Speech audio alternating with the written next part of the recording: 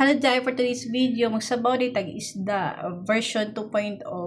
Balik karon mag-prepare ko og kanang lamas. Akong lamas is only sibuyas dahonan ra og tangad kay mura mo gi-allowed sa doktor nako. So, wala sibuyas og pero og kuan, pero para sa inyo, pwede gud mo magkagol og luya, sibuyas bombay og kaning naay kamatis, pero sa ko mura gyud akong lamas. So karon magkuan ako kamunggay, magpinagsatagsa ko ng kamunggay, and then after ana mo na dinali-dali ra gud po nang luto kay break time raman. So ako lang po mukaon og si Kelsey. So okay na siya on. So timplahan dito og asin o kanang bisin. Fights na. Mo na siya guys. So luto na dayon.